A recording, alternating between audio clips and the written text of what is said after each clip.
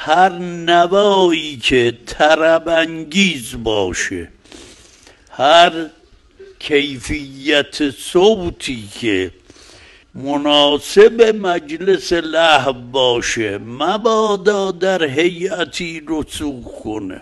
عزاداری ها بر طبق روش سلف صالح، همون جوری که با اخلاص بیرون می آمدن، با تقوا، با پاکی، نغمه های سبک نامناسب با عظمت اهل بیت، آهنگ های مبتذل، همه اینها آفت. شماها همه باید بدونید وقتی کار مهم شد، مایه نجات شد، اونجاست که شیطان متمرکزه. قسم یاد کرده به عزت تو همه را گمراه خواهم کرد الا عبادک منهم المخلصین.